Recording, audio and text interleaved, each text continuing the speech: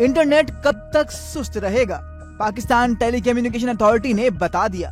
P T A کا کہنا ہے ملک بھر میں انٹرنیٹ سست ہونے کی وجہ سب میرین کیبل میں خرابی ہے، جس کی مرمت میں اکتوبر تک وقت لگے گا۔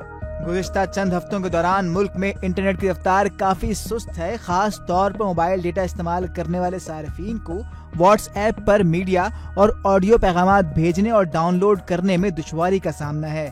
صرف موبائل ڈیٹا ہی نہیں، براڈ بینڈ انٹرنیٹ براؤزنگ بھی سست روی کا شکار ہے۔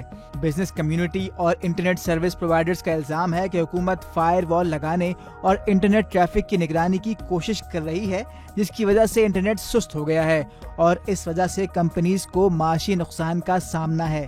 وزیر انفارمیشن ٹیکنالوجی شہزاد فاطمہ نے حکومت کی جانب سے انٹرنیٹ کنٹرول کرنے کی خبروں کی تردید کی ہے، تاہم انہوں نے اس بات کی تصدیق کی کہ حکومت سائبر سیکیورٹی کے خطرات سے نمٹنے کے لیے ویب مینجمنٹ سسٹم کو اپ گریڈ کر رہی ہے۔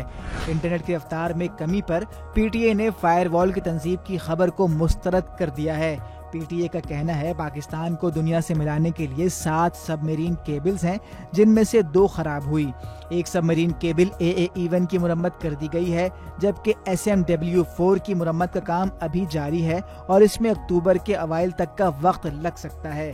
AA-1 کے ٹھیک ہو جانے سے اب انٹرنیٹ کی رفتار میں بہتری دیکھی جائے گی۔ ٹیلی کام آپریٹرز ایسوسی ایشن نے خبردار کیا ہے کہ انٹرنیٹ کی سست روی سے ملک کو سالانہ 12 ارب روپے کا نقصان ہو سکتا ہے۔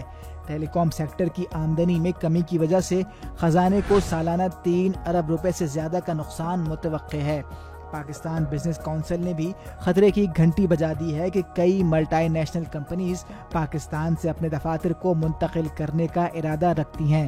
پاکستان سافٹ ویئر ہاؤسز ایسوسی ایشن پہلے ہی خبردار کر چکی ہے کہ فائر وال کے نفاذ کی وجہ سے انٹرنیٹ میں رکاوٹ ہوگی اور ملک کی معیشت کو $300 ملین تک کا نقصان ہو سکتا ہے۔